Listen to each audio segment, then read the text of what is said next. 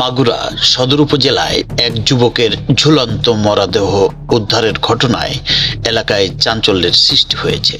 বুধবার 22 এপ্রিল দুপুরে কোচন্দি ইউনিয়নের রামনগর ঠাকুরবাড়ি পূর্বপাড়া রেল স্টেশন সংলগ্ন একটি ফসলের মাঠে আম গাছের সঙ্গে ঝুলন্ত অবস্থায় এক যুবকের মরদেহ দেখতে পান স্থানীয়রা। পরে তারা পুলিশের খবর দিলে ঘটনাস্থলে গিয়ে মরদেহটি উদ্ধার করে পুলিশ। নিহত যুবকের নাম তন্ময় মণ্ডল, বয়স 22 বছর। তিনি ফরিদপুর জেলার মধুখালী উপজেলার বাসিন্দা। বাসুদি ভজনা গ্রামের কোমল মণ্ডলের ছেলে বলে জানা গেছে। পুলিশ জানায়, ঘটনাস্থল থেকে মরদেহ উদ্ধার করে ময়নাতদন্তের জন্য মাগুরা 250 শয্যা হাসপাতালে পাঠানো হয়েছে।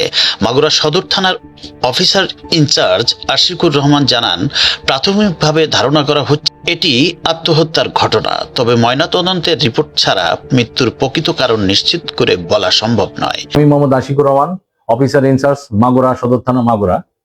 অর্ধ ইংরেজি 22/4/2026 তারিখ সকাল 8 ঘটিকার সময় সংবাদ পাই যে রামনগর ঠাকুরবাড়ি মাঠের মধ্যে একটা ঝুলন্ত লাশ ঝুলে আছে।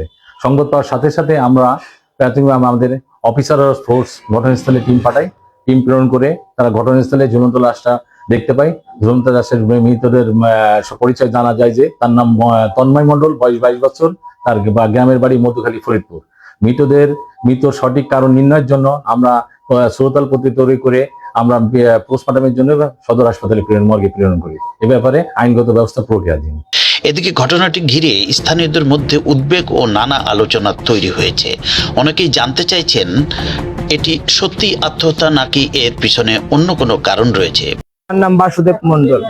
এই যে মারা গেছে ঝুলন্ত অবস্থায় যে লাশটা পাওয়া গেছে, কি হয় আপনার? আমার বাইস্তে তন্ময়, তার বাবার নাম কি? কোমল মণ্ডল, বাড়ি? শ্রীনাথপুর থানা, জেলা? থানা মধুখালী, জেলা ফরিদপুর। কি ঘটনা ঘটেছিল?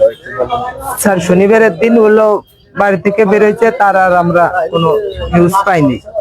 আমাদের আজকে বলছে যে এরকম একজন মারা গেছে, তাই আমরা ঝুলন্ত অবস্থায় আপনাদের এই ফোন দিয়েছে এই থানা থেকে। তাহলে আমার এই বাইস্তের লোক ফোন দিয়েছে, তা আমরা তো ওখানে গেছিলাম, ওখানে যা দেখলাম সবকিছু। চিনতে পারছেন? হ্যাঁ, চিনতে পারছি। আমাদের ছবি, আমরা লাশ ফোনে দেখছি, কিন্তু আমরা লাশ এখন তো স্বয়ং সম্পূর্ণভাবে দেখি নাই, ফোনে দেখছি। ফোনে দেখে চিনতে পারছেন? হ্যাঁ, ফোনে দেখে চিনতে পারছি স্যার। পুলিশ জানিয়েছেন, পুরো বিষয়টি গুরুত্ব সহকারে তদন্ত করা হচ্ছে এবং রিপোর্ট পাওয়ার পর প্রয়োজনীয় আইনগত ব্যবস্থা গ্রহণ করা হবে।